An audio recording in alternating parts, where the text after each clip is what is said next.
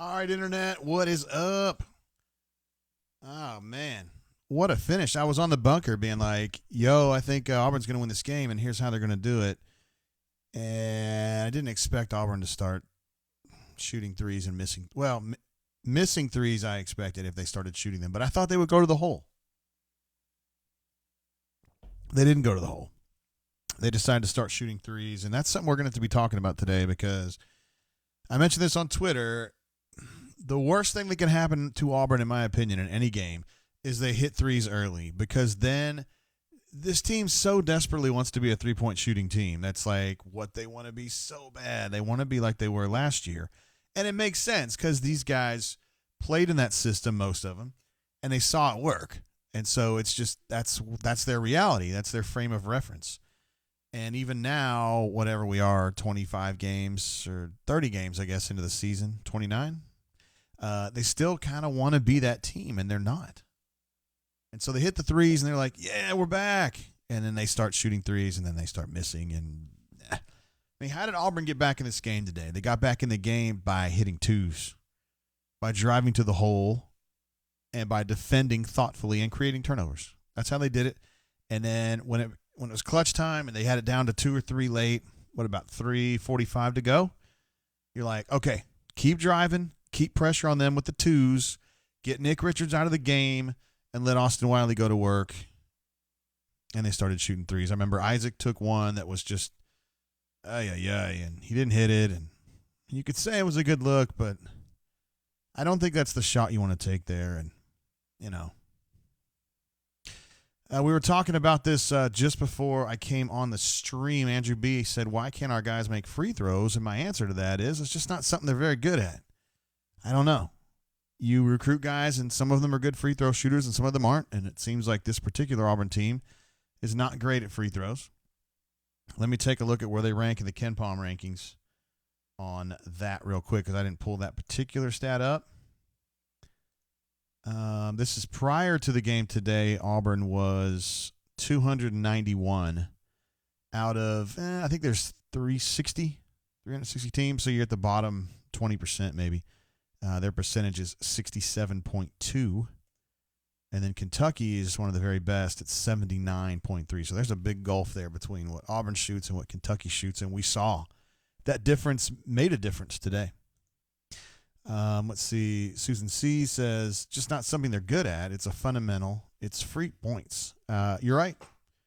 You're right, and you'd think they'd be better, but I can't believe Javon is as bad as he is. I think at the season updated, it's like 56% for him. I mean, that's insane to me. He was good last year. I don't understand. Javon last season, free throw line. 66%. Not the greatest, but not horrible. You think, okay, he'll get a little bit better. Bump him up to 70. Everything's going to be fine. This year, Javon, 60%. It hurts, man. He's the one. He's the one. Ryan S. says, I saw some crazy blonde-haired dude at Voodoo in Mobile last night. That probably was me. There's not a lot of us out there, although I did see a dude there with bleached hair, too. But you should have come over and said, what's up, yo? I was there last night, and I was there again this morning. I was in Mobile. My daughter was interviewing for a, what's the word they call it? Like early enrollment into their medical school there. There's a name for that. She was interviewing for one of the spots there at South Alabama. So that was a big deal. We drove down last night. We did the Voodoo thing with Michael, Jan, Jenna, the whole crew there. They're doing an awesome job. That restaurant is so big and lovely. It's way bigger than the Auburn one. And they have a bar and everything. We had some beers, and we had some peanut butter whiskey, which it sounds horrible, but it actually tastes good if you're ready for it. It's like super sweet.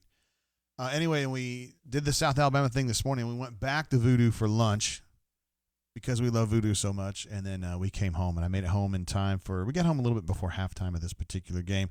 Got our first super chat in from Fat Crack. Thank you, Fat Crack. Says, JG, my man, we have to get better from the field.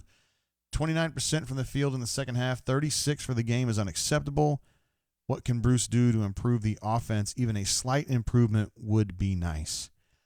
Right. So my answer to that is I don't know if there's an easy answer to that one. Auburn is a very good team when it comes to shooting 2-point shots, okay?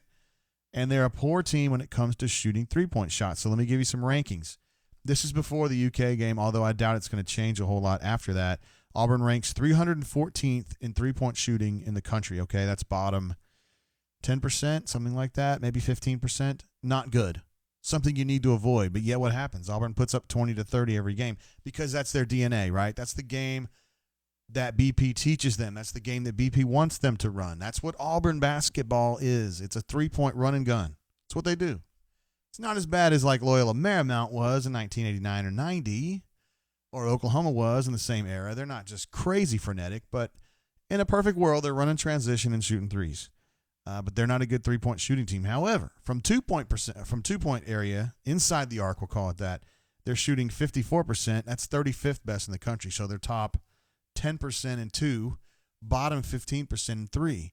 And I think at this point, once you've got 28 or 29 games of data, you need to know, and I think Burgo does this kind of thing, we are a 2-point shooting team. We're at our best when we're mid-ranging it and we're going to the hole and getting them in from 7 feet, 6 feet, teardroppers, layups, dunks. That's our thing. And you think Auburn would push that. And I think if they did that, their field goal percentage would rise because they're very good at that. Instead of going, they've done it before, 3 of 18 from 3, and you think there's so many wasted shots there. Tonight, let's see, Auburn finishes. Let me get the stats up for you guys. Sorry, I didn't do that right away. Auburn goes 9 of 34 from 3. Let's see. It's at approximately 25%, something like that. So 26.5%. I mean, no, that's not good.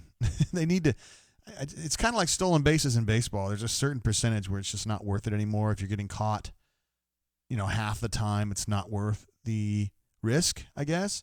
And I think, at some point, Auburn, they started off 4-4, and they finished the game, 5 of 30?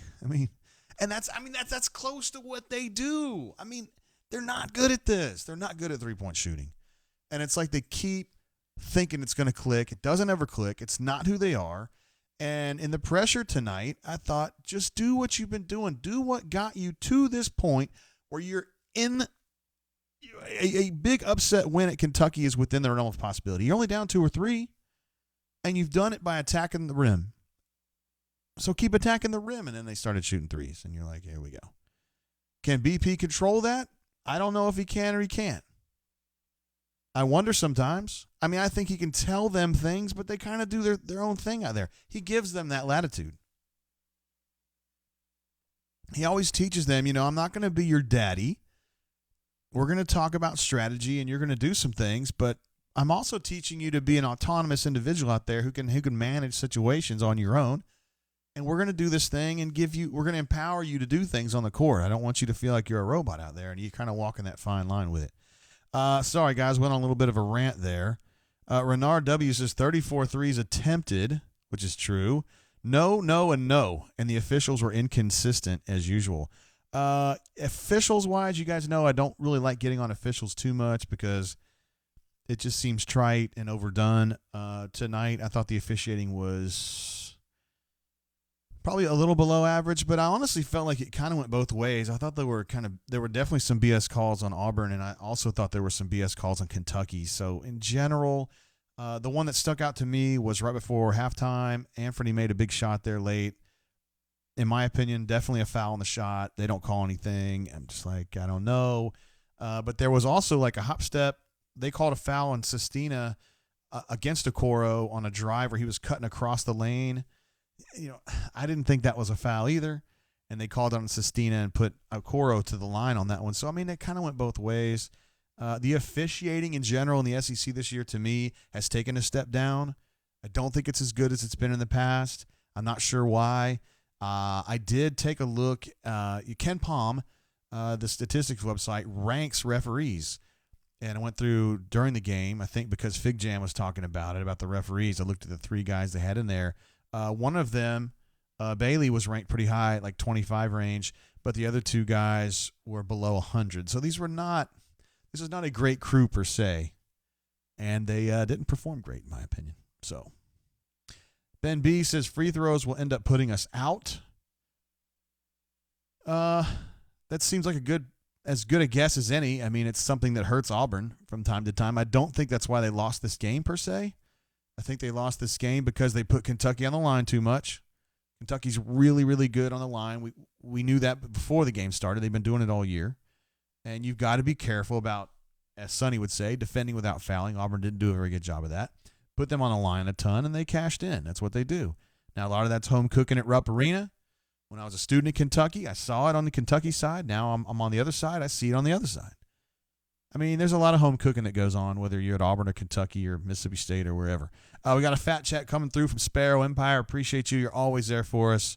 Fat Crack as well, but appreciate you. Sparrow Empire says the refs stole a show tonight. We played well enough to win, but every time we gained a little bit momentum, the refs took the wind out of our sails.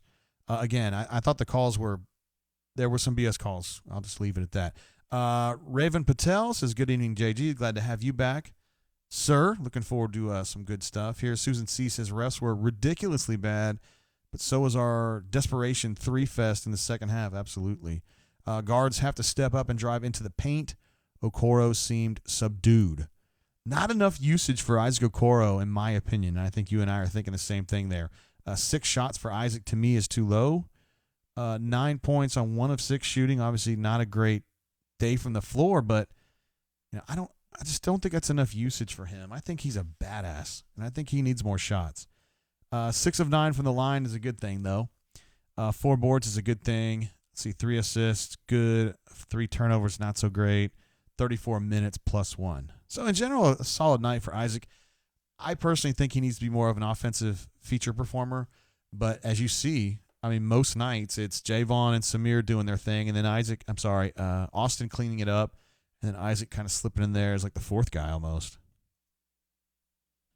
I just think he has a huge ceiling, Isaac does. I just don't know if it's as a spot-up 3-point shooter right now. I bet he's going to be that in 3 or 4 years. I think he's going to go to the NBA, and he's going to be a good 3-point shooter, but I just think he needs more time to get that shot just timed up perfectly.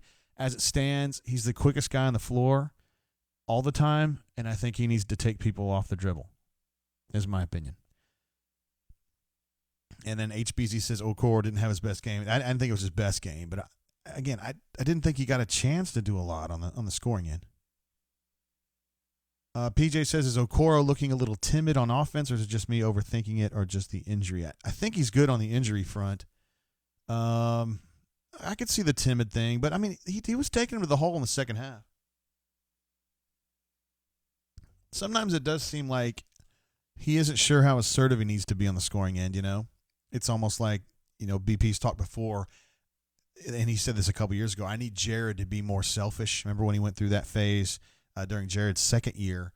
And I think ideally he would probably tell Isaac the same thing, but he doesn't want to mess up Isaac. He's a very valuable part of this team. And I mean, the reason they're losing is not because Isaac's a little too timid. It's because of other things that they're doing. And I think this dysmorphia between who they think they are and who they actually are, I think that gulf is what messes them up, and I think it's also what's making BP grow all these gray hairs, man. 10-0 says, JG, I'm going to be honest, Kentucky is not very good. I think Kentucky is a solid basketball team, and I think Kentucky's pretty good at home, and they compete. Auburn competes as well. Auburn is, I try to say this as an unbiased observer. I mean, I watch Auburn all the time, and the other teams I don't see all the time, but to me, one of the real standout things about Auburn teams since BP got here is that they always compete. I mean, even last year when they were at Rupp Arena and got crushed, and that was really their last bad win, last bad loss of the season last year, I still felt like they were trying. It was futile. They were not having a good day shooting, but they were fighting. And they've been doing that all year. I thought today, Auburn fought like hell today. I thought that. They were very spirited. Even D'Angelo, who a lot of times is the first guy to kind of lose his concentration, I thought he was in the game the whole way.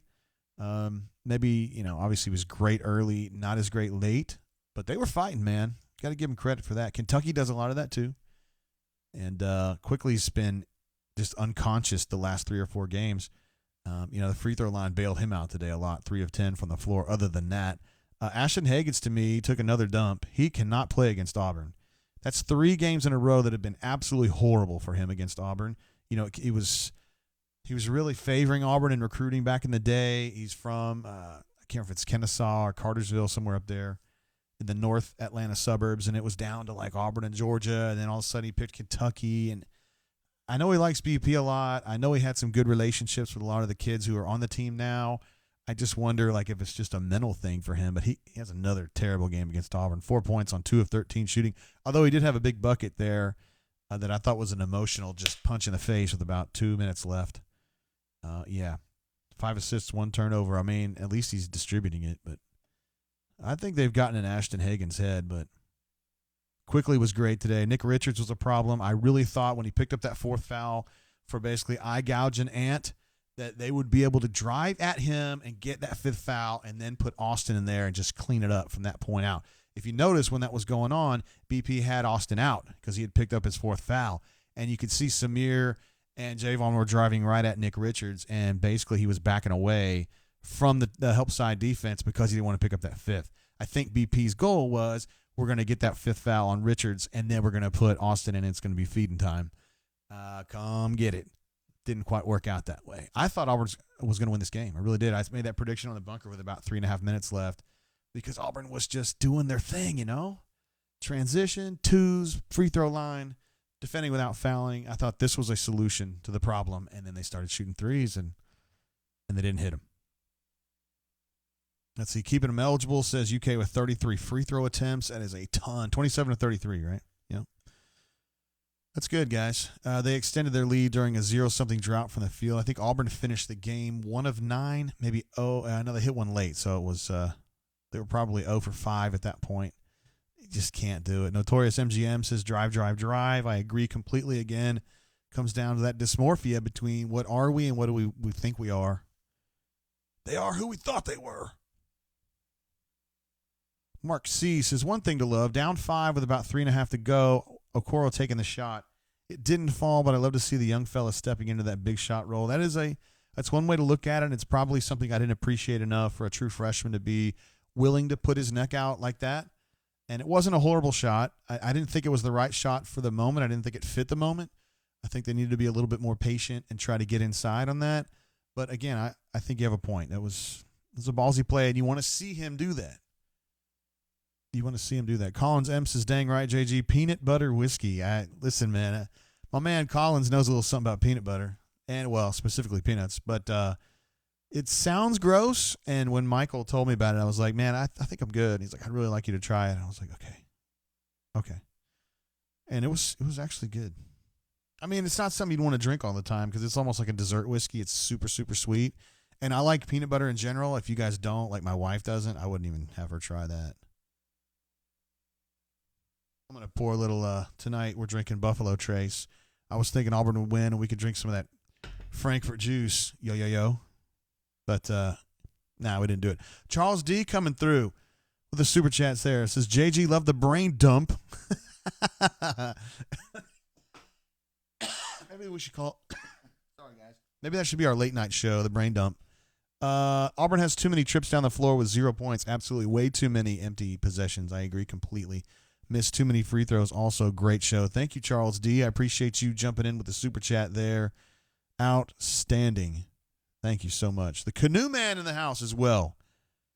Says, instead of the score, may we put today's bourbon selection under the brain drain? Uh-oh, you're ready to redact the score already. Let me leave this one up for just a little bit longer, Canoe Man, but I will keep that in mind, and we will begin promoting Buffalo Trace before long. Not that they need it, but we will do it. Stu Pup, my man, I missed you there earlier just because I was ranting. Stu Pup 74, one of our all-timers, Hall of Fame super chatter, says, great effort, can't shoot, been that way all year. Just can't shoot from 3. Can shoot from 2. Can put the ball in the hole inside when they're driving, when they're laying up, when they're getting out in transition, when they're giving the ball to Austin for tip-ins or dunks. They're great at that. You say, well, JG, everybody's great when they're dunking. Yeah, but Austin can actually get open and do it. So get it to him and let him do it. He was killing him tonight. I'm telling you, he was frustrating the hell out of Nick Richards. But they just couldn't finish him off, man. Let's see what we got. Andrew B says, what you drinking, JG? I'm sipping on some Bird Dog blended apple I got on the cheap to drown the sorrow. That sounds like a good one to drink on the cheap. I did see Bird Dog in the ABC store, in one of them in my town the other day, and I did not pick it up. Reddit had not been kind to Bird Dog, but maybe I'll reconsider that. Ravin was agreeing with me that there was a foul on Mac at the end of the half. I really don't. I mean, I don't rag on refs a lot, but I don't understand how that's not called. I'm just not understanding. Melee says not hating, but Wiley let 10 to 12 layups slip through his fingers. I don't know about 10 to 12, maybe 10 to 12 points. And we know his hands are not great, and they weren't great tonight, but I still think he's their best option. You don't necessarily need to run a lot for him, because he'll just kind of do like Horace did last year. He'll just clean up stuff, and you get him a few lobs into the post. Like they were trying to guard him with one, which is generally not a good idea, and they would front him, and Auburn actually got a couple that went over the top. One of them was a flush, and the other one was like, they ended up, Wiley missed a layup, and then he fouled with a silly reach in there. It was about 10-minute mark of the second half. He's got to put that in. That's one of the layups you're talking about, and they need that one. I don't know what to tell you on that one. It's frustrating. AU Taxman says, Javon's got to stop shooting those 19-footers. Yeah, I tend to agree with you on that. He probably needs to get in a little bit closer. What's weird is last year this team never shot mid-rangers. I mean, Samir shot a few, but, nobody else. And now Javon is shooting, I'd say half of his shots are mid-range. Well, he does those teardrop shots, too. I call those the Miles Simon, because back in the late 90s, there was a guard at Arizona named Miles Simon. He played alongside Mike Bibby. And anyway, he loved that teardrop stuff and did that in the NCAA tournament over and over and over again. It is a useful tool if you can make it work, and Javon's pretty damn good at it, honestly. Blake D is in the house, our most positive chatter. Says, what's up, my Auburn family? I've been at work and was unable to watch this game, probably for the best. Losing sucks, but at least we were not blown out, and it seems free throws killed us again. That's one way to put it, yeah. Definitely didn't get blown out. I thought it was a very credible performance from Auburn. And, in fact, I'm going to sit here and tell you that I think Auburn should have won that game. Not that Kentucky didn't deserve to win it. They absolutely did. They got to the free throw line. They did what they do. They get to the line. They hit their free throws. I didn't think the home cooking was outrageous tonight. I thought most of the fouls were fouls, and Auburn should have gotten Nick Richards out. He picked up his fourth foul with 4 minutes to go, and they should have fouled him out. And they foul him out. You put Austin Wiley in there, and it's up to Nate Sestina to stop him, and he ain't going to stop Austin Wiley. I don't care what you do. But it didn't happen. Melee says, not blowed out, +1. We're making. I remember when I was a student at Kentucky, and every year Florida would just crush a skull drag Kentucky every year. And Melmy got down there, and he started running that crazy offense, and they went down to Florida, and they only lost 55-35 or something. And at one point, Spurrier got so pissed off that he threw his visor down on the ground, and the Kentucky fans were like, "Woo!" He threw his visor down, and it was almost like it was a win in and of itself. Yeah, we lost by 20, but hey, Spurrier got pissed off, and it was yeah. It's gonna remind me what Melee said. At least we didn't get blown out. At least you tried, right? AU Texan makes a great point to kind of dovetail off what we were talking about earlier, and he says UK knows they can't make threes, so they don't attempt many. Exactly. UK is also not a good three-point shooting team. They also go to the hole. They also go to the free throw line, and they dump the ball to Nick Richards. Sound familiar? And they have the discipline to not shoot a bunch of threes. They end up shooting, 13 tonight, go 2 of 13, which is bad, horrible. But that's only 13 possessions wasted. Well, whatever, 11. Or I don't know how many would actually be wasted. Maybe 5 or 6 of those. You're just like, geez, don't do that. But, yeah, a little more disciplined. I don't, there's a lot of great things going on at Auburn basketball right now. You want to talk about BP and the competitive spirit we talked about earlier, the tenacity they play with almost all the time. They're just kind of they don't fatigue very easily. They get out in transition. Even Samir's playing 34 minutes and he's just fighting through it. But discipline sometimes. Discipline shows its head in a few different ways.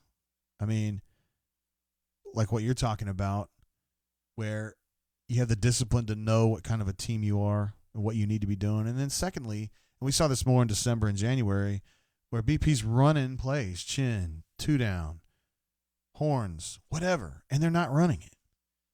And he lectures the point guards for 8 straight games. You guys have to get this team to run the stuff that I call. It doesn't happen. Discipline, man. It's discipline. It's mental discipline. That's what it really is. Blake D says he's going back to work with much love. Here's to success in the SEC and NCAA tourneys. On to A&M and Tennessee. Blake D, you might have already signed off, but if you didn't, I'm glad you're here, bro. Appreciate you being part of this, being such a positive element of what we do here. Slater says, what do you think of our play calls? Well, I was just kind of going through that. I think a lot of times the play calls don't actually get out to those kids. I think I think the play calls are almost 100% in terms of what they actually do on inbounds plays. I think they actually listen on those. But other than that, man, I feel like they freeform too much. And sometimes it's great, and sometimes it's terrible, especially when they run themselves into stop signs like they did tonight and just keep shooting threes. It's guys, you're not going to hit them. Like it's a percentage game, and you're playing bad percentages over and over and over. And I think it's just because they worked last year. Well, it worked last year. Well, yeah. Because Jared is like, he's in the NBA now. Like Bryce is one call away from the NBA now. Those guys are elite three-point shooters. You're not. Samir, you're a good like Houdini driver. He's not particularly explosive, but I don't know how he does it. I don't want to know how he does it, but he just gets in there and he's like slinky and he's like twisting and spinning, and I don't even know how he's getting the ball up and he puts it in and it goes in. It's unbelievable. He's great at that. But as a spot-up shooter from 28 feet, he's not great. HBZ says, JG, what is Jalen's offensive position potential? Give me a breakdown. So the Jalen Williams, the new, well, I guess we call him new, power forward. He's a stretch four, left-handed, has kind of a bulkier stock than the other cat. I think D'Angelo is more of a runner. Jalen, although he's certainly athletic enough to run, and he does, he's a little bulkier. So I think basically he's going to be next year, the year after that, Anthony McLemore 2.0, or alternatively, Mac before he dislocated his ankle. Remember, Mac was really explosive and a real problem for other teams. I thought he was emerging as a really, really good player, and then he dislocated his ankle and had the fracture, and he missed the rest of that season. And I think ever since then he's come back and he's not been quite the same. Not sure why. I think Jalen is going to be a lot like that. He's going to be a guy who competes. He's going to be a guy who has a great three-point stroke. Ant does not have one right now, but remember there was a time when he did. I think Jalen has a really high ceiling as a three-point shooter, and so he's always going to be a mismatch for the other team. Not going to probably have the post presence that Chum had, but you remember how Chum was such a pain in the ass for other teams because he could defend four, and then he would attack fours from the outside in, and the guys weren't quick enough to mess with him. I think Jalen's got some of that ability in him. Not sure he's Chum, but he's a great three-point shooter. Canoe Man says, Buffalo Trace is a solid selection for today. Well, thank you. I'm running low now. I only have like a third of a bottle left now. I know here in Montgomery there was a Buffalo Trace drop at the ABC a couple days ago. I had 2 bunker members alert me to it. But, guys, I don't know. I just didn't go out there. I got me a delivery of Eagle Trace a couple weeks ago, which is my favorite. And I'm good, man. I'm good. I got plenty of stuff right now. Anthony Rudd says, why is Williams shooting threes, JG? Well, mostly because he was signed to be a three-point shooter. That's kind of his game. I think that he has the second best shot on the team. I think D'Angelo has the best shot. It's a beautiful shot. It doesn't go in a lot, but it's a beautiful shot. It's a quick shot. It's a balanced shot. It's repeatable. I think Jalen's going to be a great three-point shooter. He's a little inconsistent right now. It's really tough for him, man, because, I mean, he comes into the rotation, 25 games in or 26 games in, and it's hard to just kind of carve out a niche when you haven't been playing in the rotation the whole year. So I think he's done a commendable job just kind of forcing his way in there, making some really cool highlight plays and giving really consistent effort. He's going to be a really terrific three-point shooter, I promise you. I promise you. He's just not quite ready to fit it in right now. You know, he's just learning how to fit into the rotation and when it's okay to shoot one and when it's not, and that whole thing. It's just tough. Gavin L. says, JG, I'm still proud of the boys today. Free throws are going to bite us in the NCAA tourney if we don't remedy that and tell Ant to stop shooting threes. Yeah, I had to look that up and see what Ant's three-point shooting has been for the last 5 games. I know it's been dreadful. Here, I can Ken Palm that real quick. I still haven't figured out how to get you guys those numbers, though. How to show it on the screen. Let's take a look at Ant's last few games and how ugly it's been. I'm going back. Okay, oh my God, I didn't realize it was that bad. This includes the Kentucky game now. He has not hit a three-point shot since the Alabama game on February 12th. That is a span of 12 shots. So he's 0 for his last 12 from 3.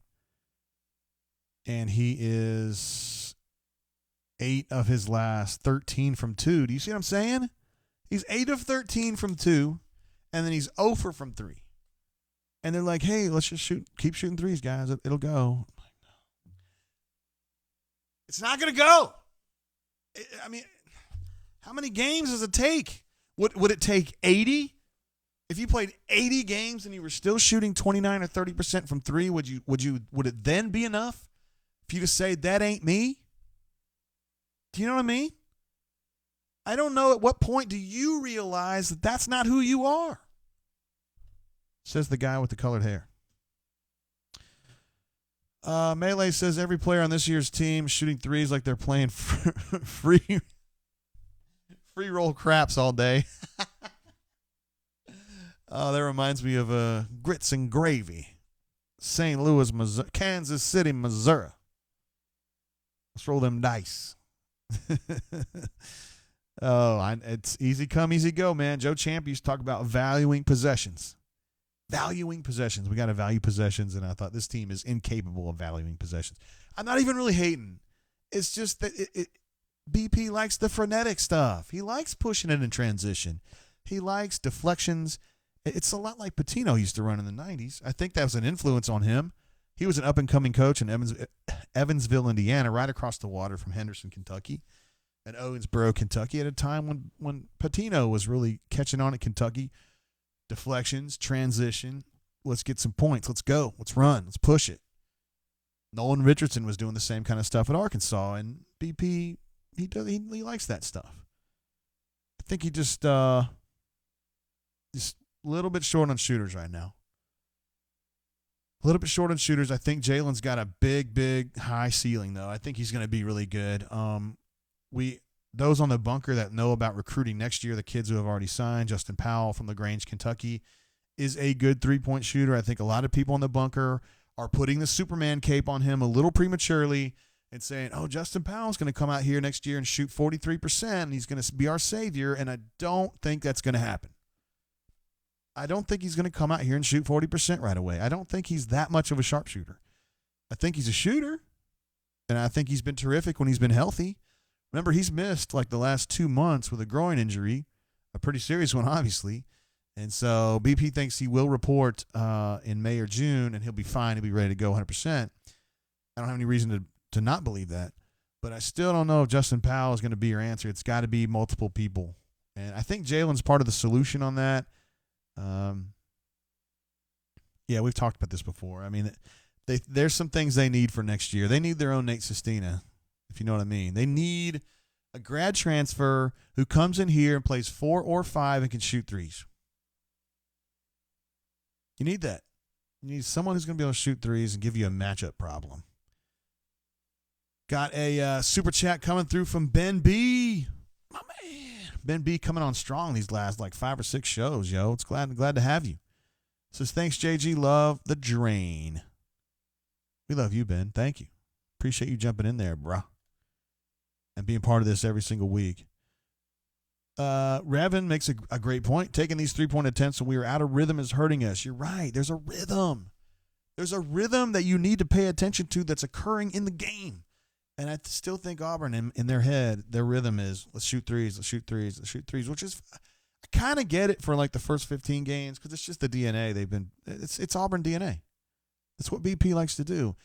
some point, man, you just got to say it ain't working. You know, if you go up to 15 girls in the bar and you say, hey, what's your sign? And 12 of them slap you and the other 3 kick you in the nuts, like, you need to change up your game a little bit. It's not working. So go ask them what their major is or compliment them on their shoes. I don't know. I've been out of the game for 25 years, so I don't know exactly how it works. Maybe you snaptogram them. I don't know, but you got to change your game. You got to change your game. Be who you are. Anyway. Nick S. says they shoot threes like a gambling addiction. It's like, just one more time. Yeah. For me, it's like FIFA at night when I get my ass beat. I'm like, just one more game and we're going to win this one. No, we're not. No, we're not. We're going to lose this one to a British kid who's 13 years old, and he says bad things about my mum. I don't even think he knows my mum, if you want to know my opinion. Paul G. wants to know what the percentage is. 0 of 12. We're talking about Anthony's 3-point percentage. We'll just say what percentage that is bad, and an MIT kid should be able to figure that one out. Call Me Biscuit says, speaking of gambling, Vegas had the line at 7 and a total of 139. How do they know? Vegas always knows. Isn't it unbelievable how that happens? I want to know how that happens. I mean, there's people who do this as a human being, right? Because we say, well, computers are the big part of it. Yeah, absolutely. Computers play a big role now, but they were doing this 40 years ago. And I know they had a TI 994A hooked up to the Windstream, but I mean, dude, there were still a lot of people involved, and they were still hitting it. I don't know, man. It's a miracle. Father Guido Sarducci said that the Pope, when he was allowing new cardinals in, was allowing that as one of the miracles, was some gambling lines. I don't think that's true, though. Andrew B says, JG, what happened to Ruxpin? Ruxpin's gotten a little bit crazy on the bunker, hasn't he? He started off as kind of like Sideshow Bob on the football shows. He was like your drunk friend that would call in. And he's getting progressively more profane and weird on the bunker. I don't know what's happening to Ruxpin. He seems to be in a tailspin. I will try to reach out to him this week, Andrew B., and make sure he's going to be okay. I appreciate you thinking of one of your fellow chatters. Canoe Man says the drain loves you, Ben B. Absolutely, we all love Ben B. Do we not all love Ben B? Of course we do. Of course we do. Let's see, Paul West. Ha, great one. 12 kicked me in the nuts. It happens, man. Compliment on them on their shoes. I don't know. I don't even remember what my pickup line was to my wife. I don't remember. It's too long ago. I didn't pick her up in a bar, though. I picked her up, I think the first time I hung out with my wife would have been like in the cafeteria at Transylvania University. I'm going to tell you guys a little story. It has nothing to do with basketball, but at Transylvania, where I went to school, it's in Lexington, Kentucky, right up the street from UK, and my wife went there too. I did a lot of my best work, hookup work, like getting in with Courtney and stuff, at this place called Four Hall. It's the girls' dorm, Four Hall, and they demolished it last summer. They began demolishing it last summer. It took like 2 months or a month, and now they're rebuilding a new student center there. It's not a new girl dorm. It's like a new rec center. So I really feel like part of my history has been erased because I can no longer go to the place of some of my best conquests. It's as if it didn't happen. Although, or maybe administrative assistant will be there to acknowledge that it did happen. Gavin L says, JG, I had UK -4 at the half. Ant hits a crazy shot at the buzzer to cut it to 3. Just my luck. Man, that's a bad beat right there, bro. Oh, all the people you think would be hitting that shot, it would not be Ant, right? Some weird things happen, man. Gambling's a tough business, you guys. I don't really do a lot of gambling. When I do, it's pari-mutuel. It means at the horse track, where the odds are not set by a human, but they're set by betting habits. I think that's a fair way to do things. I'm still not very good at making money at the horse track, believe me. But I have picked the Derby winner correctly 2 of the last 3 years. It's pretty good, right? Yeah, I think so. Raven says, Gavin Log, you lost when you put money on AU. Ouch, man, that hurts. I did hear that. Call Me Biscuit says, He remembers Sonny saying on the broadcast, how many free throws they shoot? 100? Sonny's been on the Auburn sideline for a few of those, right? You go to Kentucky, and all of a sudden they're shooting 25 free throws, and you're shooting 10. At one point it was more than double. I think UK had 26, and Auburn had 11 or something like that at free throws. And I was like, man. But that's UK's thing. It goes back to what we were saying in the very beginning. They know who they are. They know they're not three-point shooting. So instead of going to the three-point line and going 4 for 30 like Auburn does, they go to the line. They're getting better at it. They do it every day, so they're used to it. They're used to driving, getting the fouls, body position, flopping, all that kind of stuff. It's a real thing. Raven asks a great question here. How did BP's jacket stay on for as long as it did? First of all, how did it stay on for as long as it did? I was surprised. I had that thing coming off in the first half, and it wasn't until the second half. Second part of it is he takes it off, gets pissed off, and then like somebody on the bench convinces him to put it back on, and he did. So why did he put it back on? He'd already sweat through it. I mean, it's not like his shirt was already sopping, and you're not hiding anything because the jacket was sopping too. And it's certainly not going to be any cooler with the jacket on. I wonder what happened. I wonder if Chad or Ira or Burgo or somebody said, BP, you got to put this thing back on for whatever reason. I don't know. But he put it back on. Canoe Man says, Sonny failed math in 3 states. It's one of Sonny's go-to lines, isn't it? Nah, you can't ask me. Hell, I failed math in 3 states. Really proud of Sonny, though. Getting into the Tennessee Hall of Fame, the Tennessee Sports Hall of Fame, yeah. Obviously, he's a native of Roan Mountain. Those of you who listen to the broadcasts know that. And obviously, he was generations of the Smiths have been big on Roan Mountain. And as I like to kid with him, I say he's one of the 3 or 4 best coaches ever to come out of Roan Mountain. And he's always like, hell, the basketball coach has a damn arena named after him. I didn't get anything. It should be. Raven says they must put ice packs in it. Yeah, that's why. That's why. That's why it soaks through. It's not because BP's such a sweaty beast, right? He's a very animated coach. I like that about him. Keeping him eligible, talking about some social media hubbub before the game. Says, do you think ADAG has any eligibility left? He might be able to help us from 3. I don't know if you saw that, but Auburn basketball, Jeff Hanell, and those folks over there at War Eagle Productions put out a little video of Allen hitting 1 3 anyway, and doing a little dance where he was like, I don't know, that was funny. But Allen's an athlete for sure. He played baseball at Notre Dame at a time when Notre Dame baseball was really good. And then he played in the Yankees organization. I think he made it as high as AA as an outfielder. So the dude's an athlete. And, yeah, he had nice form on that 3 and his buckets too. Yeah, maybe the jacket was back on for analytics. I don't even know why it's funny, but it is. Canoe Man says he seemed genuinely touched by the Hall of Fame induction. Thrilled for him. Yeah, so in the last game, the home game, they had a video.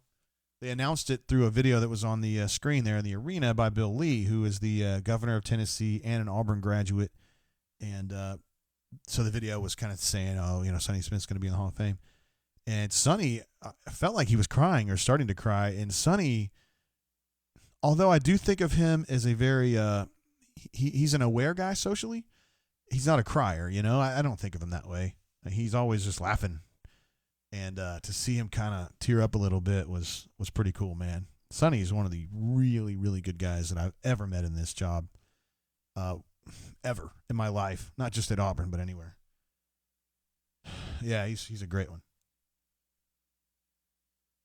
And I listen to every second of every Auburn basketball game through the radio because I think Andy is so good at it, and I think Sonny is like the perfect color guy.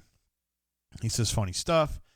He has funny stories when they give him time. When Auburn's way up or way down, he has funny stories to tell, and I think his insights into the game, he's looking at the defense. You'll hear him call out when they switch the zone, which I don't necessarily recognize right away. And he has other things that he picks out that are great. He's really, really good Auburn is blessed to have two really good color guys. I think that Coach Smith does a great job with basketball, and I think Stan White is really good on football. He gets a little homery. I understand that. I just feel like Andy is better about it because, like, Rod was so homery, and I thought it pulled Stan that direction. And then with Andy, he's still kind of homery, but he's not just lost his mind like Rod had. I mean, Rod was way out there, I thought.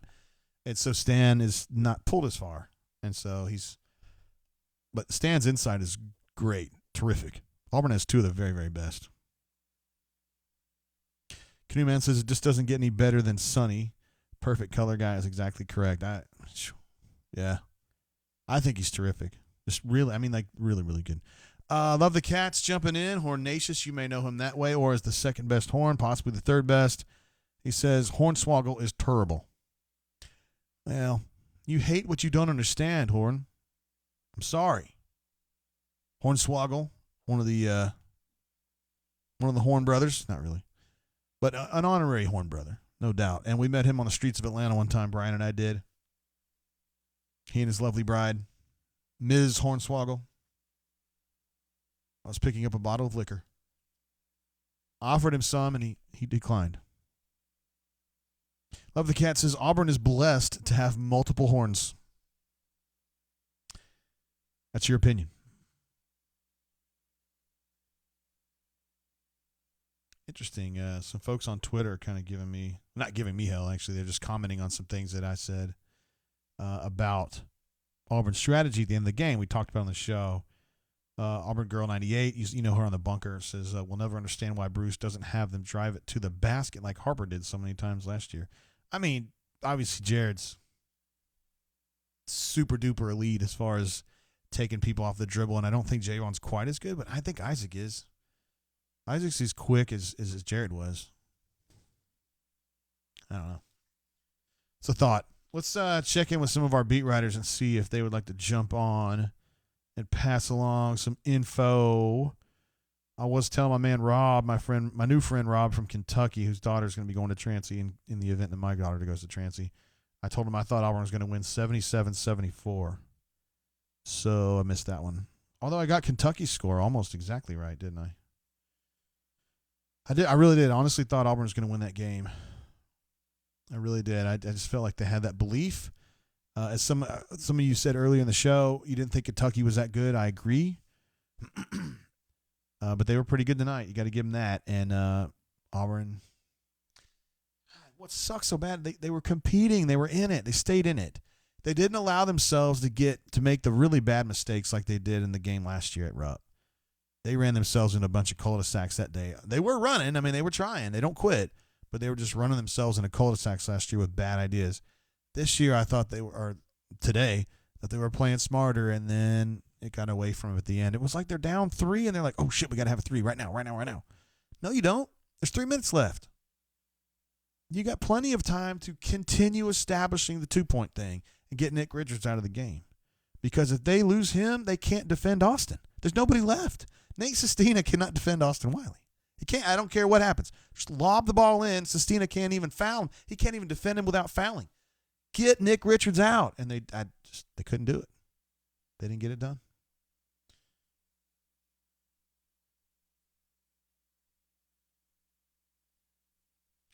All right, we're checking in with Mr. Matthews there. See what's going on. I know this is kind of a tough show. Everybody was really up for this game, and the thought was that Auburn was going to win this bad boy, and you lose it, and it's just like, damn, what a bummer. Let's see if anything else. I know I got a few other graphical elements here. We're taking a look at the box score for a while. The current schedule looks this way. My wife was commenting today, golly, I can't believe the tournament's coming up. Absolutely, it's just about to start, isn't it? Auburn's only got 2 games left. Got a home game against A&M midweek. And then they got the early game Saturday at Tennessee. And let's talk about the impact of those games. We got the standings up here. These are the latest standings. Let's see. LSU won today. They beat somebody pretty good. I think it was A&M maybe. I can't remember exactly. Florida did lose today. So that Auburn is 1 full game ahead of Mississippi State. Well, they technically have the tiebreaker on Mississippi State. and they're one full game against Florida, ahead of Florida, and they beat Florida. No, they lost at Florida. That's right. So Auburn needs you'd like to see them win these next two. Now, you think they beat A&M at home. I don't think that would be a really particularly tough game. A&M's been better than I thought they would be this year, but Auburn needs this win, and Auburn's generally really good at home. So you think they win that one. But this game at Tennessee, no, it was Tennessee that beat Florida, wasn't it? My bad. Uh-oh. Canoe Man says, I so hope BMAC calls in while pressure washing his driveway. Oh, man. Slater believes they panicked with 5 or 6 minutes to go. I agree completely. I don't know why.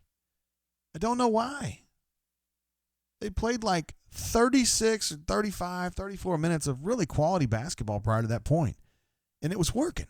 And they were down a little bit. They were down 2 or 3 or 4, depending on, what minute you were talking about, but it was working. Okay, I'm sorry, BMAT says call in just a minute or two here. You see if Mr. Nate wants to hop on here, and then in the interim, and we can kind of get him in here too. Where you at, Nate? There you are. Text him. Sometimes Nate's a little slow. Patrick P says nothing matters in the SEC till tourney time. Not sure about that, but I get what you're saying, and yeah, you're right. That's when it all starts going down in Nashville. Patrick P also says Auburn beats Kentucky on a neutral court. Today, probably so. Probably so. We definitely know Auburn can beat Kentucky and Auburn. We've seen it. We have seen it. So, go ahead and dial up Sir Nate.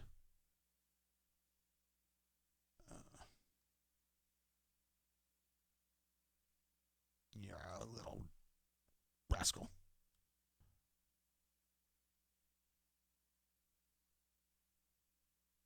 All right, we're going to call Sir Nate, young Nate. Let's see what he has to say about this.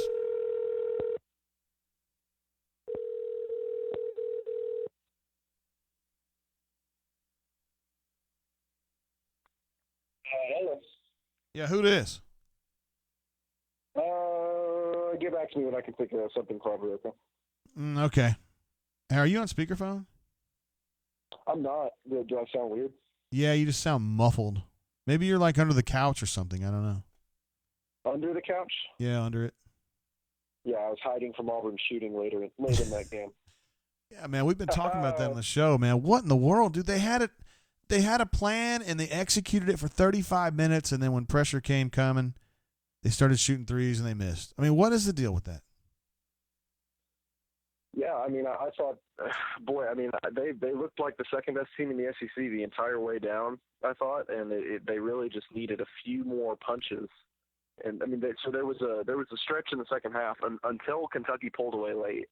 Auburn did not trail by more than 5, and they didn't get within more than 2 in that entire stretch. So they were able to just hang around, and Kentucky wasn't hanging around because they were making shots. Kentucky went almost 7.5 minutes without a field goal.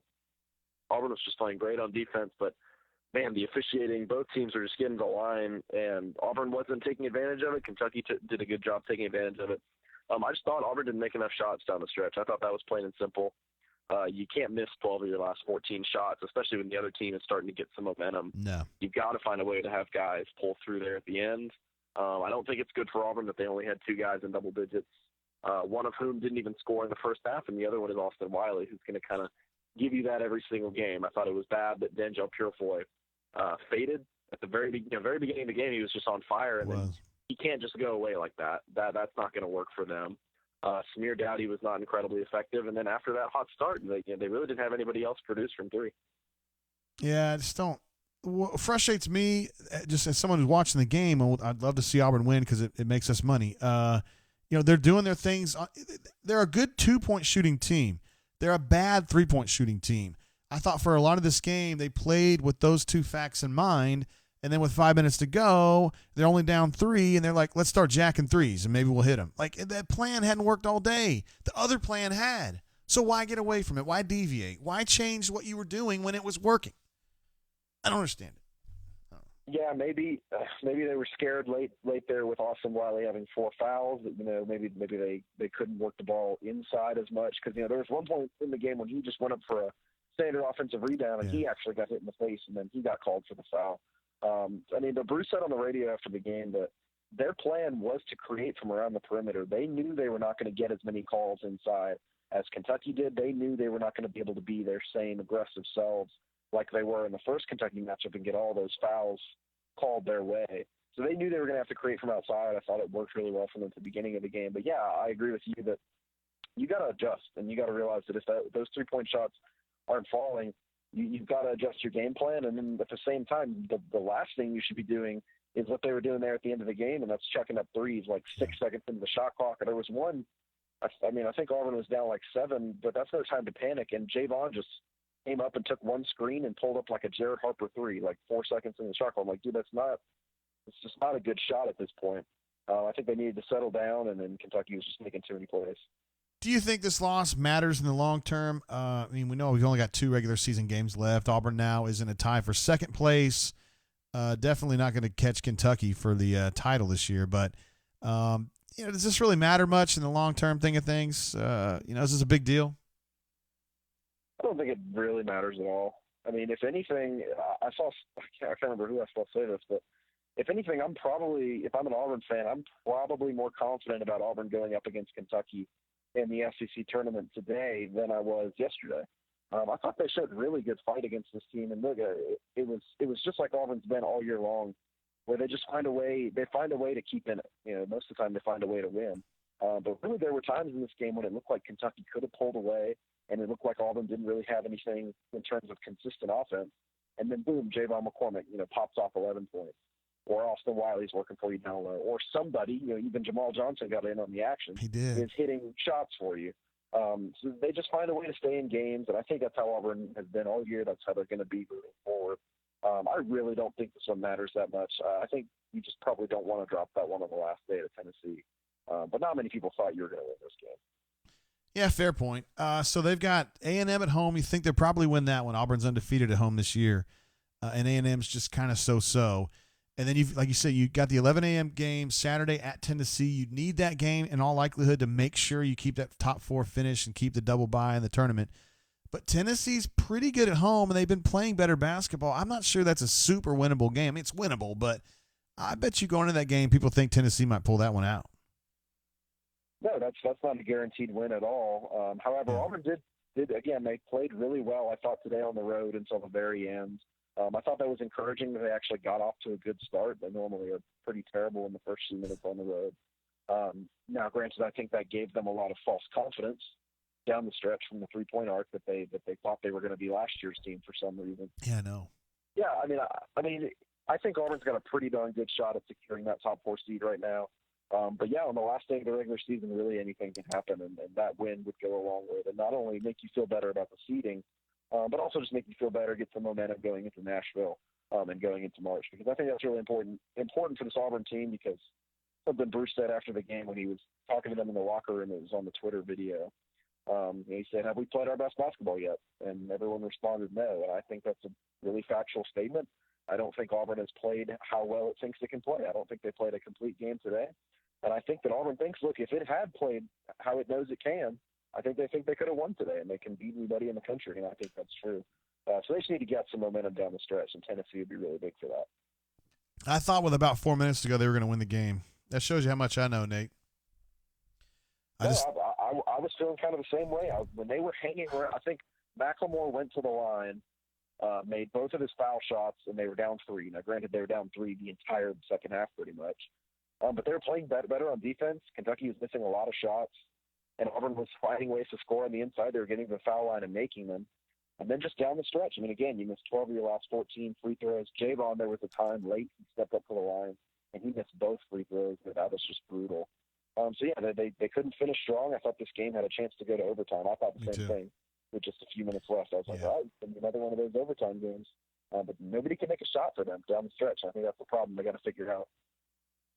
Yeah, I think Isaac needs more usage personally, but I don't know. Today's game wasn't lost because Isaac didn't take enough shots. Today's game was lost because they fouled too much and they got weird at the end. That's what I think. So yeah, and Kentucky's probably pretty good. Yeah, they're good.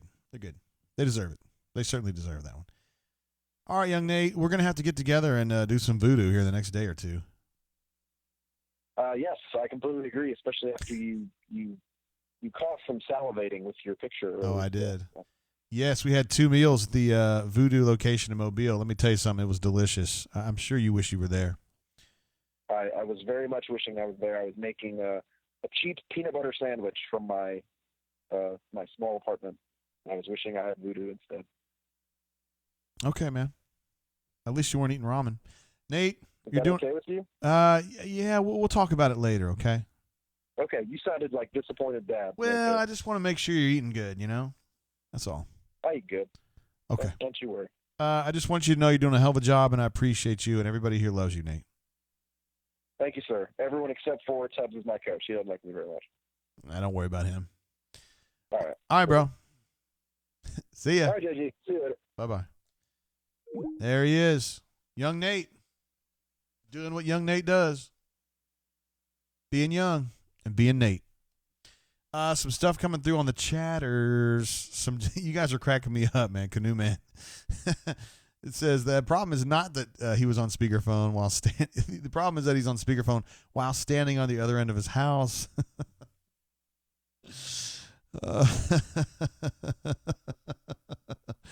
That's funny. Also, Melee mentioned it was an AM radio filter. It's a feature. I like that. Jessica R. says, rough game, but I love my Tigers. Patrick P. says, the fact that Auburn held strong the entire game with Kentucky is the most promising thing I've seen all season. I'm not sure about that, but I will say this. It was good to see that Auburn was able to hang in Rupp Arena and keep fighting and keep grinding.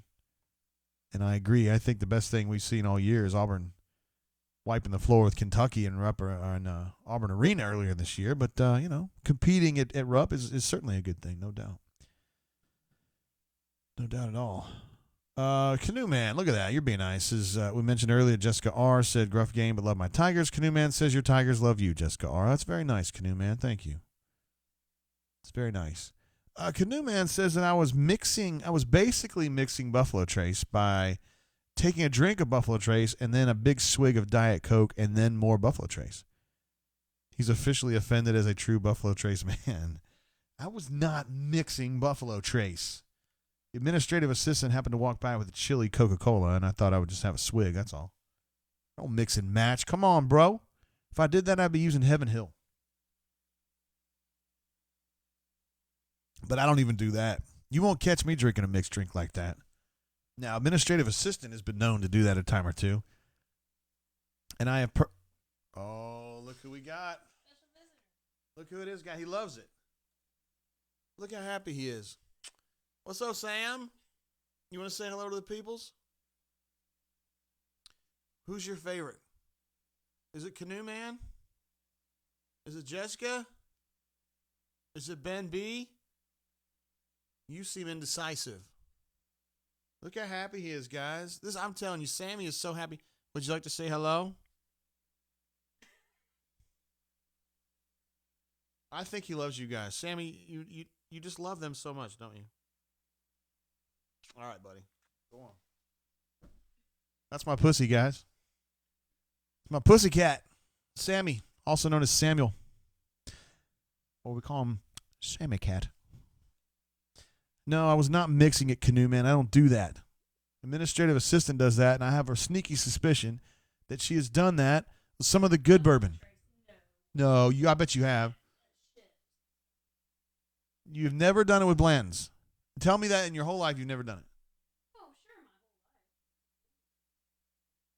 my whole life. Before you knew any better. Is that like a week ago? Is that 3 weeks ago? I think I've seen it. Oh, I'm number one? Okay, she says I'm number one. Sparrow Empire asked if that was a gopher rat. How about that, man? That's just mean. Melee says, I tweeted out a picture earlier today on my way back from South Alabama. I didn't realize this until I saw a sign on the side of the road, but I was in Crichton, which is the home of the Leprechaun, like from 12, 13, 14 years ago.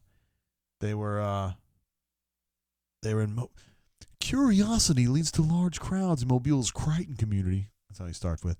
Anyway, it was in Crichton, and I got a picture of the Crichton, like, welcome to Crichton. It's a great place to live, and we were looking for leprechauns, yo. To me, it looks like a leprechaun. Who else seen a leprechaun say yeah? All-time best, man.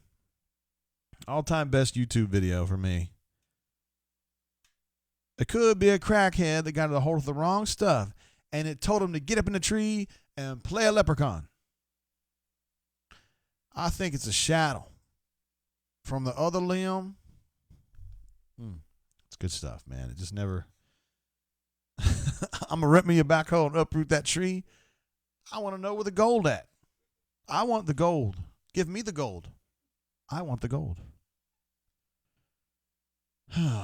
Canoe Man, I promise you I wouldn't do that. Blake D is back. Hey, I was saying nice things about you, Blake D. You said, that's right, Canoe Man. I'm sure we did some silly mistakes. We had some silly mistakes, excuse me.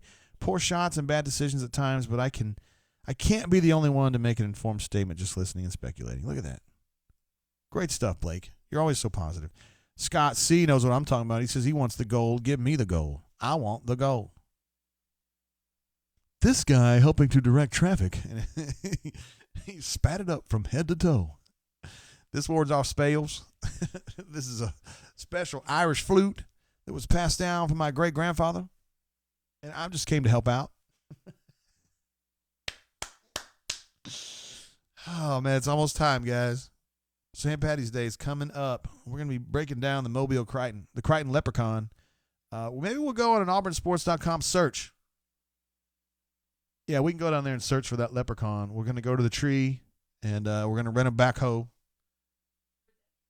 And we're going to try to find out if there's a pot of gold buried underneath that tree. The TV guy called it buried. Buried underneath that tree. What are we in? Canada? Oh, we got to call B-Matt, yo.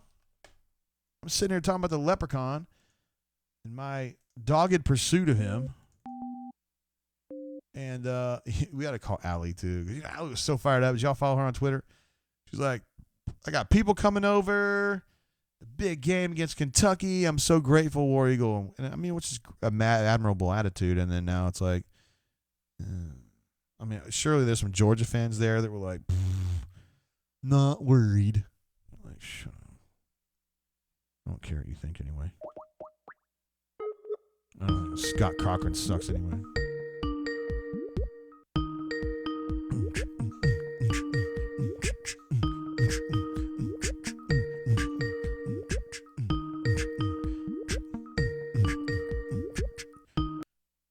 What is up? Hey, who I got on the horn here? Hey, you got to be Matt here over here at Plains and Park. Hey, man. What's going on, buddy? I'm just kidding. You said I breathed you. Have you been out walking? I was just walking down the stairs, man. No big deal. No, that's tough work, buddy. What's been going on, B-Matt? Well, I watched the game at home and did the little game thread, and then I hurried on over to Plains and Park to catch the last inning and a half, and then talked to Butch and Ryan Bliss afterwards, and got a story I'm about to put up here. So just staying a little busy. How did baseball look? They destroyed Wright State 20-6. Ryan Bliss had a couple of home runs. Dang. I scored 10 runs in the fourth inning. Dinger. Pretty good outing for the Tigers. And what about basketball? Not quite as happy, huh? No, I just I did not like the way they played. I just think going on the road against a good team, Auburn doesn't have a chance to win if they attempt 34 three-pointers. I just don't think that's smart basketball for this Auburn team. Last year's team, absolutely. This year's team, absolutely not. And the thing is, they had it right there. They were within, a bucket for a good portion of the second half, and they just kept launching threes. And to me, that was the difference in the game. Auburn was 2 of 16 in the second half on those three-pointers. They had spent half those possessions driving inside, drawing more fouls. Kentucky committed 23 fouls, so did Auburn. But I thought the difference was Auburn's, attempting so many of those three-pointers, and those led to some easy Kentucky baskets. Kentucky had 21 points on fast break points, and a lot of those were just on missed three-pointers. They rebounded and got down the floor quickly. And, at the free throw line, Kentucky shot 27 of 33, Auburn 13 of 22. But if they had 10 more attempts, they could have won that game possibly, 10 or 12 more attempts. So to me, if you're Auburn basketball, you just got to be smarter. You got to know what kind of team you are. I mean, you held Kentucky to 73 points at home, and that could have been good enough to win had they been a little bit smarter offensively. Yeah, agreed. I just think they got away from what got them so close to start with. But I mentioned this earlier in the show. I think one of the downfalls of this team, B-Matt, is that they don't necessarily play disciplined basketball. There's a lot of really admirable qualities to this team, but being disciplined as far as staying with what works and then also running a lot of the stuff that BP asks them to run, they don't necessarily do that. They get a little discombobulated out there. No, they don't. And when they set their mind to it, this team can make nice little cuts and screens and rolls and little passes inside and, find different ways to score. Samir Dowdy's great at driving. So is Isaac Okoro. So is Javon McCormick now. But they just don't do it enough.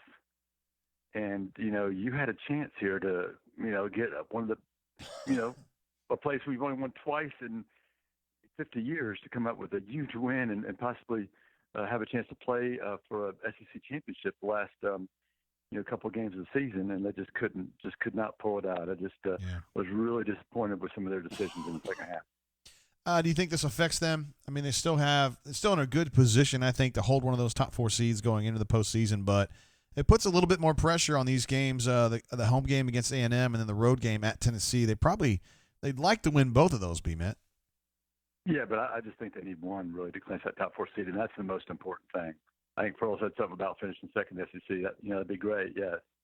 But I think just getting that top 4 seed and getting that double bye would be big because I think Auburn is a team that can play in the tournament. I mean, I think they absolutely can if they play smart, and play good defense, get points in transition, and get a bunch of fouls and get to the free throw line. They could beat anybody in the SEC hands down.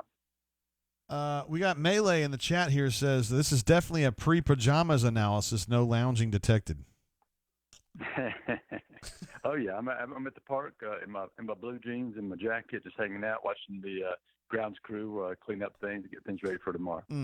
And your thoughts on Liverpool's game? I'm sure they won because they win every game. How do you think they did today? They got destroyed by Watford. Oh, really? Destroyed 3-0. Yes, I mean absolutely picked apart.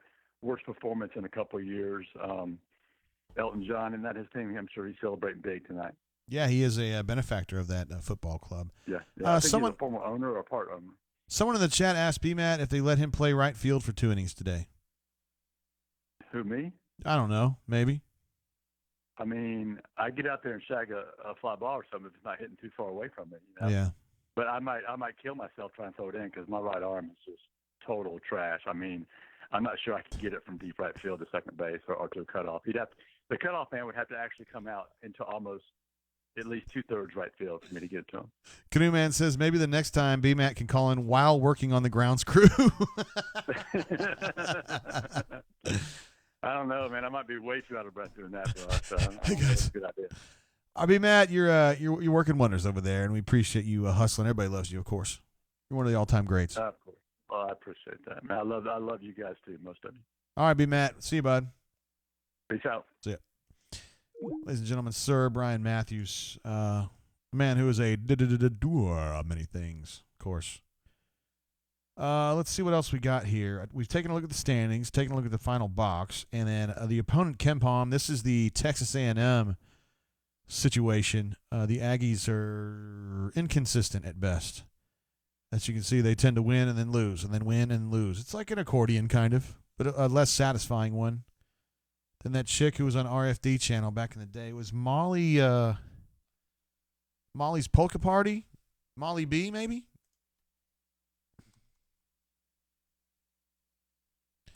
It's called Molly B Polka Party.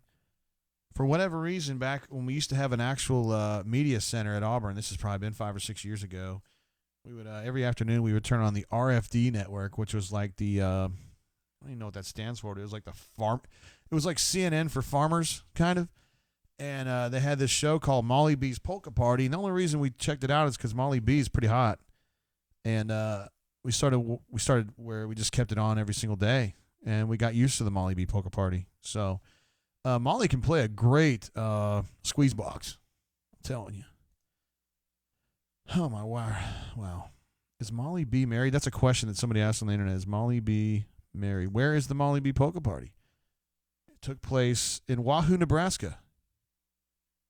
RFD TV uses 6 high-definition cameras for the production, making it the first polka broadcast to be shot and aired in true 1080i HD.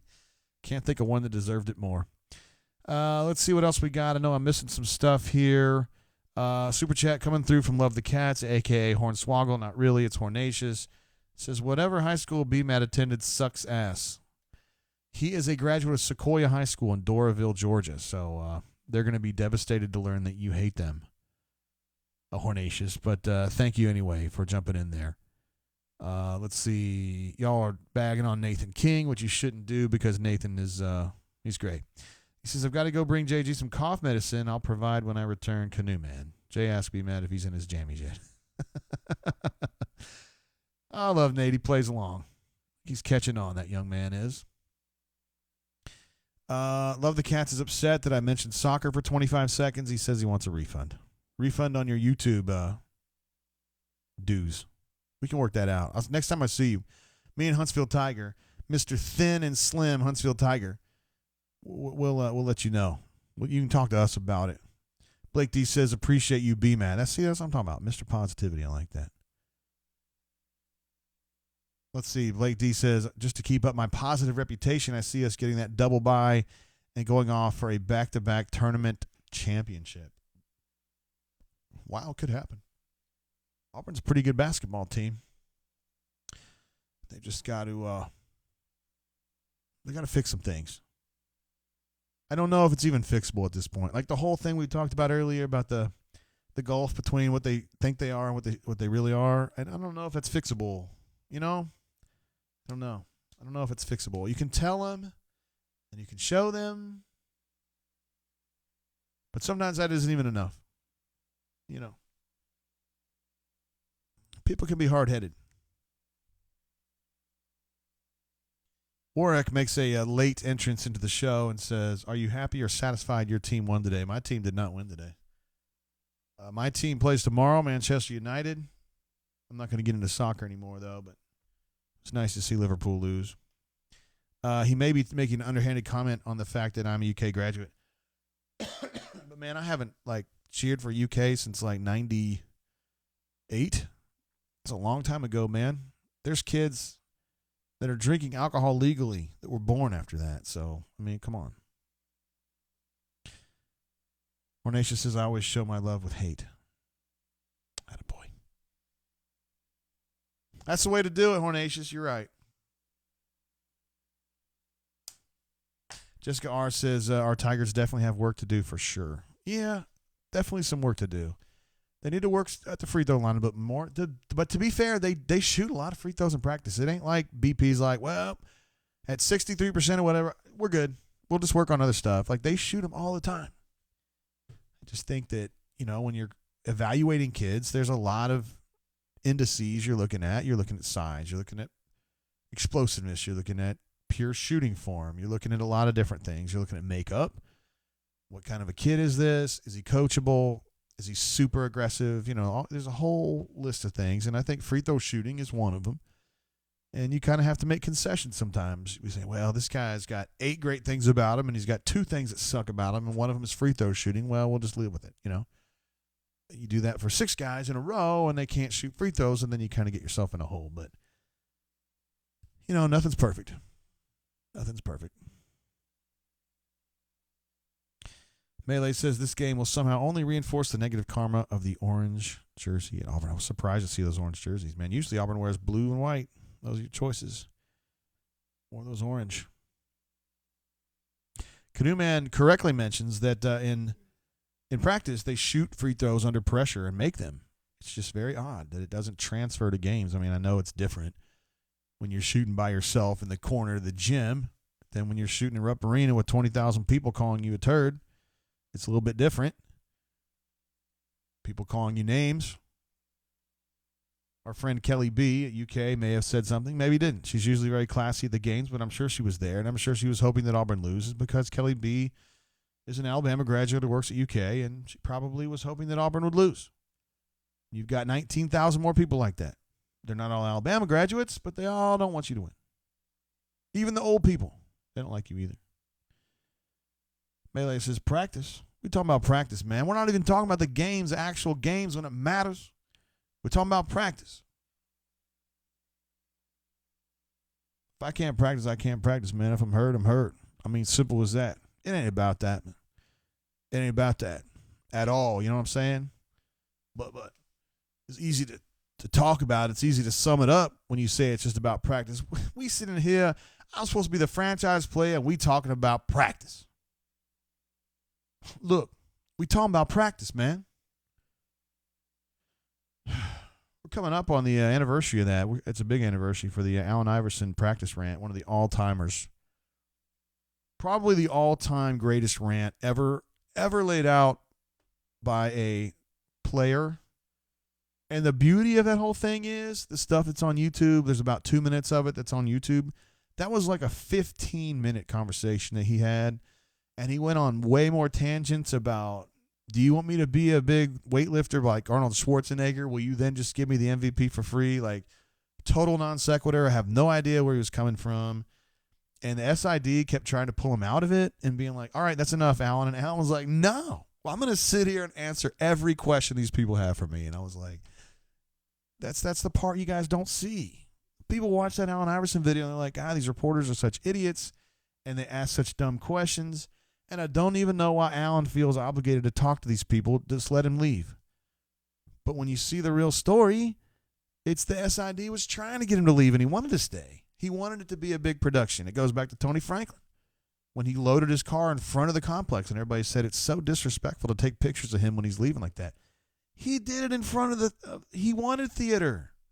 Tony Franklin is a drama queen. I don't say that as a mean way. I like Tony Franklin. He's a drama queen. He wanted it to be dramatic. He wanted everyone to see him getting fired in the middle of the season for doing what he does. He did exactly what he told Tuberville he was going to do, and he got fired. He wasn't even that mad about it. No one's disagreeing that he probably needed to go because the offense was in the tank and they sucked at Vanderbilt. I'm just saying. He did it in front for a purpose. Raven says 19,000 people have graduated from Bama. 195 million fans, 25,000 graduates. No, I'm just kidding. There's more than that. My daughter here in the state, or in Montgomery, she's got a lot of friends going to Alabama.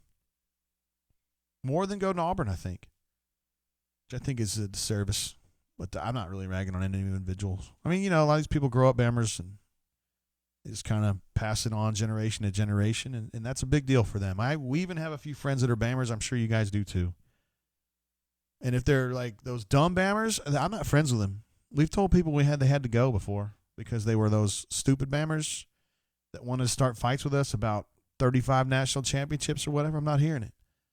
But our friends now who are Bammers, they're reasonable Bammers, and I can deal with that. I'm sure you guys can too. All right, I guess we're going to wrap it up, guys. I'm getting on down the road with this Allen Iverson stuff, but it's really one of my all-time favorites.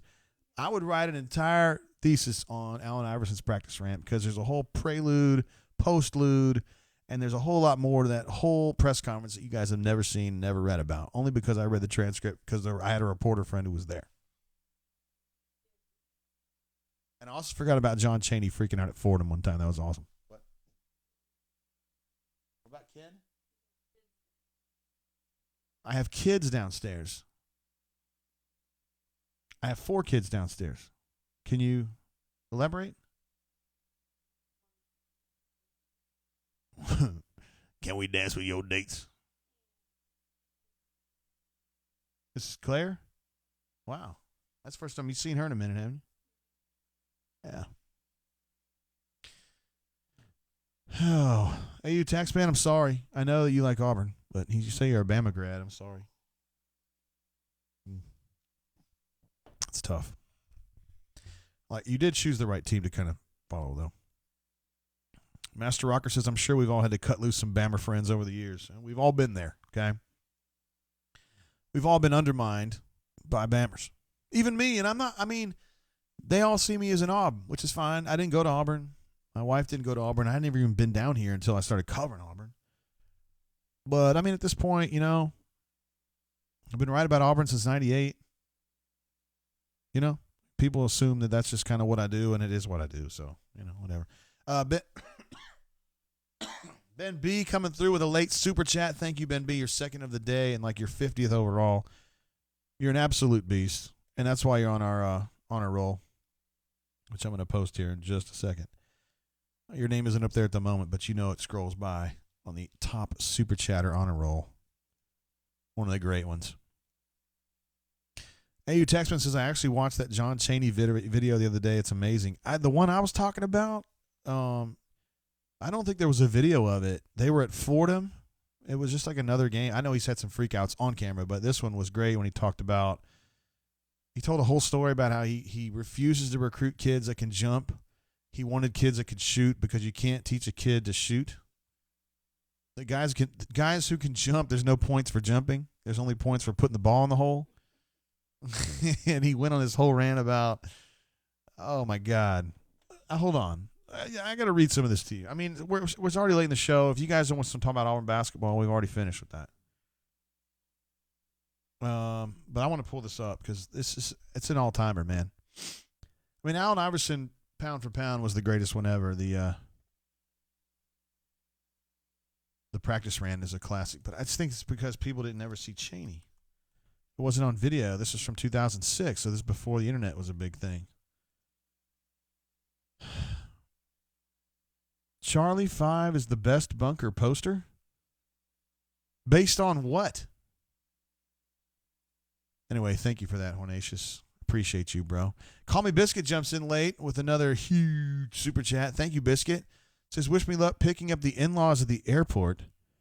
They are coming back from Japan, Thailand, Cambodia, and Vietnam after 5 weeks.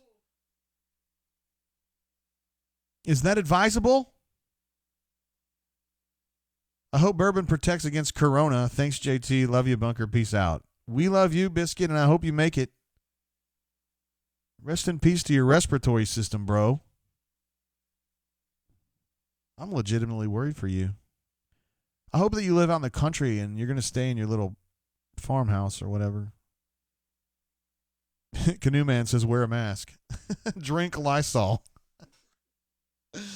Oh, love it. Slater says, thanks for the good show. I've been watching since football season, but decided to jump in tonight. Great community.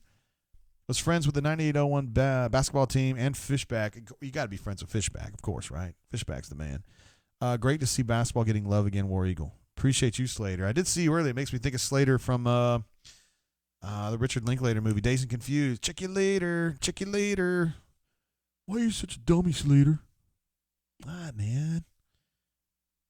Martha Washington. She was a hip lady. Okay, so the John Chaney thing.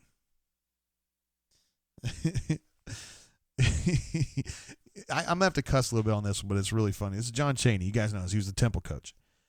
And I don't even know what this says. No, apropos of nothing. He's just like ranting because he's in a bad mood. He says, we had 2 guys one year, and we had Nate Blackwell and Tim Perry. And we were playing Rhode Island, and I say timeout. We're leading by 6 with a few minutes to play, and I said, get the ball to Timmy. Well, the other team knows. They play Timmy, they play Nate. And here's Ramon Rivas standing under the wide open. He's standing wide open under the basket. They give him the ball, and he throws it up against the backboard 5 times, and he gets 5 offensive rebounds. So I say, time the fuck out. Come over here. I don't want you to give the ball to anybody. I'd rather you shoot a bad shot or Timmy shoot a bad shot than give it to Ramon. He goes back out there, and he's crying. So help me God, Nate was crying. And he sees Timmy's covered, and he's covered. But here's that shit-eating grin on Ramon Rivas, and he throws it to him. And before he could shoot it, I say, time out. So I bring them over to the huddle, and Ramon is trying to get in the huddle, and I'm standing like this to keep him out of the fucking huddle. I look over at Timmy, and I said, what the F did I tell you? Don't you MF give him the ball. Don't you do it. So now they go back on the floor. And here's Ramon coming up to me because he couldn't hear what I was saying because he had him boxed out. And he says, Coach, what do you want me to do? I said, come here. Don't you help me anymore. Sit the F down. There's a reason why a guy's open. You know what I'm saying? He's always going to be open if he can't shoot. And here's Nate telling me he was open. There's a reason they leave him open.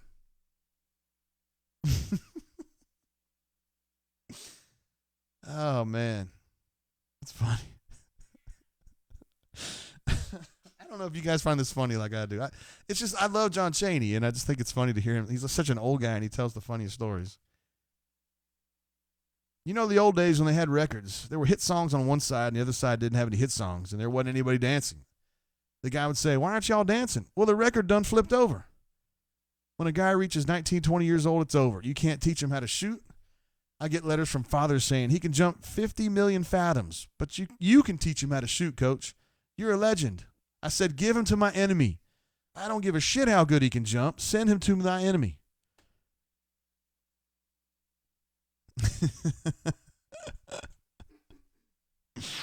Oh, man, it's so funny to me. Oh, man. I just can't get enough of that.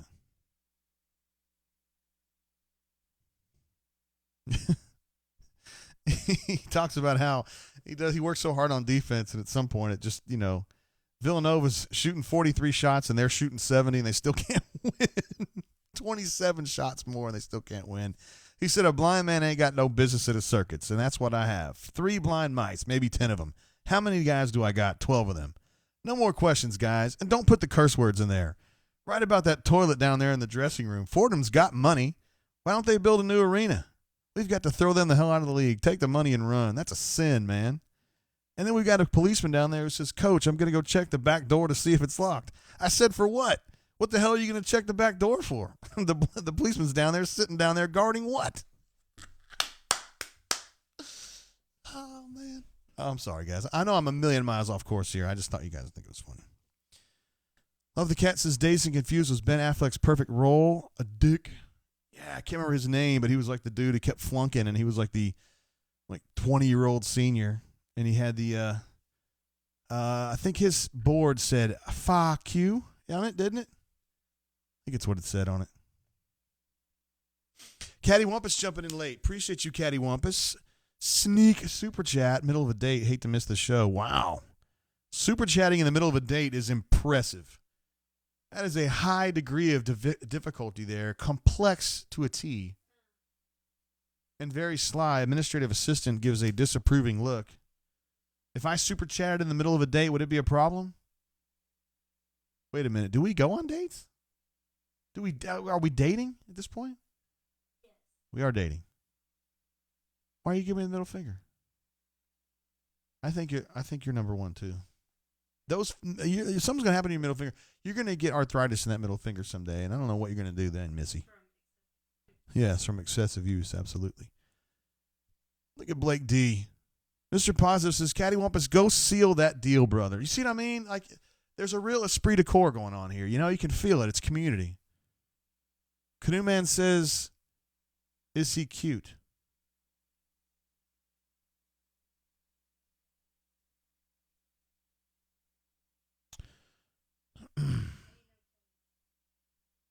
That's right. Could be. AU Taxman says, is he cool with that caddy?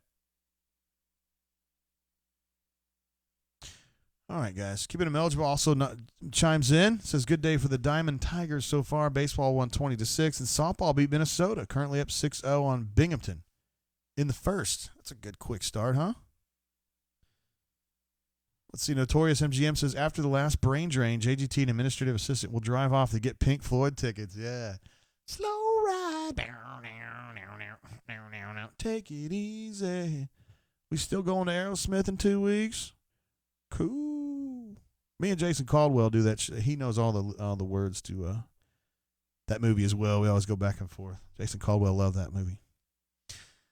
Love the Cats reminds everyone that while Cattywampus does deserve commendation for super chatting during a date, administrative assistant is a little on the fence on that one. Love the Cats remind us that he super chatted during a trade show one time, and I think that's also commendable. So we appreciate you too, Hornatius. That was good stuff. All right, guys, let's wrap it up. Keeping him eligible does update on softball 8-0, 2 outs at bottom of the first. Looks like Auburn's got the better of Binghamton today. And it's good for Auburn softball to get that win over Minnesota because I think they lost to Minnesota last night. So good to get that back a little bit. I'm still not sure about this team, but at least they're fighting, right? It's one step in the right direction. All right, guys, we're going to wrap it up there. Appreciate you guys.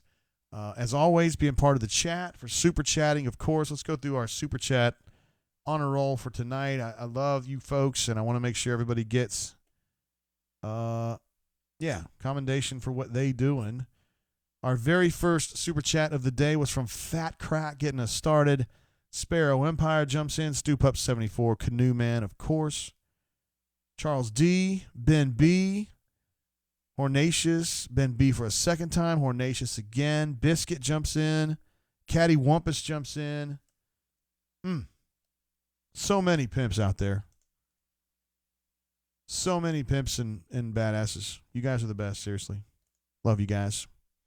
So we'll wrap it up. Even Raven's wrapping it up. Says, good night, JG. Great show. Keep it up. Canoe Man says, hashtag reaching for the stars. Guys, you know how we're going to do this thing. You stay strong out there. We'll be back Wednesday night after the home game against the A&M Aggies. We'll get this thing back together again, get the band back together again, and we'll be talking Auburn basketball. We'll also be doing a rundown Tuesday, I reckon. So be looking for that around dinner time on Tuesday or Wednesday, whenever you guys get around to it. It's all good. And I'm going to try to put this show up as a podcast, too. Those of you who are watching it probably won't want to watch that because you've already seen it, but we actually had great response from the folks who weren't able to catch it live and then maybe listening to it in the car during a commute or whatever. So anyway, guys, appreciate you guys. Behave yourselves out there. We still got a lot of the Saturday night ahead of us. Let's make good decisions. I will do my best as well. Until you see you again, keep your feet on the ground and keep reaching for the stars. Peace.